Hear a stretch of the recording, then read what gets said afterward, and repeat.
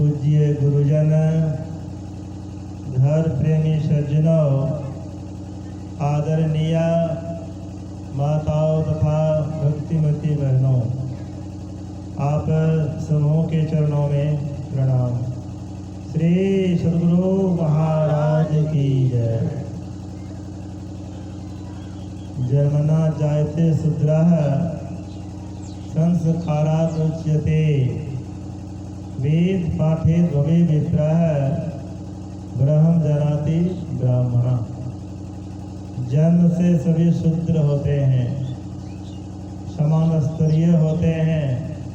संस्कारात् उच्यते, संस्कार मिलने पर ऊपर उठा जाता।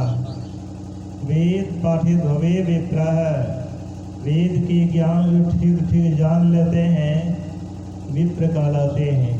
ब्रह्म जानाति ब्राह्मण, जो ब्रह्म ज्ञान में प्रवीण हो जाते हैं ये ब्राह्मण कहलाते हैं। ब्राह्मण वही जो ब्रह्म को चिन्हे, क्षत्रिय वही जो पाप को क्षय करे, वैश्य वही जो विषय को त्यागे, शूद्र वही जो शुद्ध रहता है।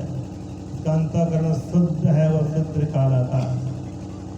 महाभारत में आया है, याज्ञवल्क्य देव जी महाराज और भारद्वाज जी के संवाद में आया है, शूद्रे चैतद भवे लक्ष्यम ध्वजे तक्षण विद्यते, न वे क्षुद्रो भवे क्षुद्रो ब्राह्मणो न च ब्राह्मण। अगर ब्राह्मण के गुण शूद्र में दृष्टि पड़े और ब्राह्मण में वर्तमान न हो तो ऐसी दशा में ब्राह्मण को ब्राह्मण नहीं और शूद्र को शूद्र नहीं गिना जाएगा। इसी दमग्नि का पुत्र परशुराम देव जी महाराज का जन्म हुआ था ब्राह्मण कुल में, और कर्म किए क्षत्रिय वाला, क्षत्रिय कहलाए। 18 बार क्षत्रिय का संहार किए थे, क्षत्रिय कहलाए। विश्वामित्र मुनि का जन्म हुआ था क्षत्रिय कुल में, ब्राह्मण वाला कर्म किए, ब्राह्मण कहलाए। जात पात पूछे नहीं कोई, हरि को भजे सो हरि को बोले। महर्षि अरविंद ने कहा, अगर भारतवासी मुझे कुछ बोलने के लिए कहे तो मैं हिमालय की ऊंची चोटी पर चढ़ करके बुलंद आवाज में यही कहूँगा, ऐ भारतवासी, अपने बच्चे को धन देने के पहले सुसंस्कार दिया कर। सुसंस्कारिता के अभाव में, अध्यात्म ज्ञान की विहीनता के कारण धन की लोलुपता में आकर के बच्चे अपनी मर्यादा को खो देता है। इसलिए संस्कार देना अनिवार्य है। अभी हम लोग संस्कार की बातों को सुन रहे थे। मनुष्य जीवन में तो संस्कार ही संस्कार है। शास्त्रों में सैकड़ों प्रकार के संस्कार की चर्चा है, कहीं 40 प्रकार के संस्कार की चर्चा है, कहीं 25 तरह के संस्कार की चर्चा है। अभी हम लोग सुन रहे थे मुख्य रूप से 16 प्रकार के संस्कार की चर्चा, जिसमें प्रथम है गर्भाधान संस्कार, पुष्पबंध संस्कार, सीमांतोन्नयन संस्कार, जातकर्ण संस्कार, कर्ण भेदन संस्कार, निष्कर्मण संस्कार, बच्चे को बाहर निकाला जाता है। पृथ्वी जल वायु आकाश से इस देह बनी है, बाहर निकाला जाता है, उनको सुपुर्द किया जाता है। कर्ण भेदन संस्कार, कान छेदा जाता है। आभूषण पहनने के लिए दूसरा लाभ होता है कि कान जो छेदा जाता है, एक्यूपंक्चर होता है, नस नाड़ी फ्री होती है।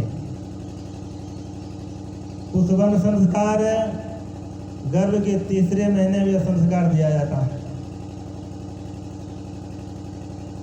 नामकरण संस्कार, जन्म के 11वें दिन में पंडित के द्वारा, ज्ञानियों के द्वारा, महापुरुष के द्वारा बच्चे का नाम रखा जाता है। फिर अन्नप्राशन संस्कार, इस संस्कार के अवसर पर सत्संग का कार्यक्रम है। यह जन्म के 6 महीने के बाद 6 से 7 महीने के बीच में यह संस्कार किया जाता है। पहली बार बच्चों को अन्न खिलाया जाता है। और अन्न किस तरह का अन्न खिलाना चाहिए? अन्न सात्विक हो। 3 तरह के भोजन की चर्चा सुन रहे थे। सात्विक भोजन, राजसी भोजन और तामसी भोजन। सात्विक भोजन दूध, रोटी, दाल, भात, सब्जी सात्विक भोजन हुआ। मसालादार भोजन, भैंस का दूध, ये राजसी भोजन है। और तामसी भोजन में आता है मछली, मांस, अंडा, शराब, बासी। यह सब भोजन जो है तामसी भोजन कहलाता है। सात्विक भोजन भी अगर अधिक मात्रा में ले लिए तो राजसी बन जाता है। इसलिए भोजन संयमित ढंग से हमें करना चाहिए। थोड़ो खाए तो कल्पे झलपे, घनो खाए ले रोगी, दोई पाखा संधि विचारे, ताको बिरला जोगी। बहुत कम खाएंगे कल्प झलप होगा, देह में शक्ति नहीं मिलेगी, भजन ध्यान भी नहीं हो पाएगा। अधिक खा लेने से सिर्फ रोग होता है। घनो खाए ले रोगी, इसलिए न कम खाना न अधिक खाना है। दोई पाखा संधि विचारे, ताको बिरला जो। कितना खाना है? पेटे तीता मोहे लौंग, भोजन कीजिए तीने कौन। पेट में कभी कभी तीतापन पदार्थ, करेला का रस, भांठी का रस, गिलोबटी का रस, नीम का पत्ता का सेवन। चैत महीना आने वाला है। पूरे चैत महीने में जो नीम का पत्ता का सेवन कर लेते हैं, पूरे वर्ष में उनकी देह का खून साफ रहता है। कार्तिक महीने में तुलसी का पत्ता का सेवन करना चाहिए। कब क्या खाना चाहिए इनके विषय में भागवत देव जी महाराज के शब्दों में आया है। चैतक चना बैसाखक गुड़, जेठक तेल आषाढ़क बेल, सावन के साग भादव के दही, आश्विन के ओस कार्तिक के मही हानिकारक होता है। 15 अगहन जब हो जाए, जे मन से खाए। अपवाद में है बेर और कद्दू, उस समय नहीं खाना चाहिए। अब खा सकते हैं कद्दू। अर्थात कब क्या खाना चाहिए, कितना खाना चाहिए और किनके साथ किस भोजन का संयोग बनता है। अगर आप दूध खाए हैं, दही मत खाइए। सुबह दही जो खाते हैं अमृत के तुल्य होता है, और वही उसी दही को रात में खाएंगे हानि होगी। रात में दही, सत्तू, केला, खीरा और फल ये नहीं खाना चाहिए। आम भी रात में नहीं लेना चाहिए। अगर आप दूध दही एक साथ खाते हैं, लाभ नहीं मिलेगा। कटहल खाए, दूध मत खाइए। खाने का भी सिस्टम है, सिस्टम से खाना है और समय पर खाना है। सतंग विहाय भुक्तव्यम, सैकड़ों प्रकार का काम है। भोजन करने का समय आ गया, भोजन कर लेना चाहिए।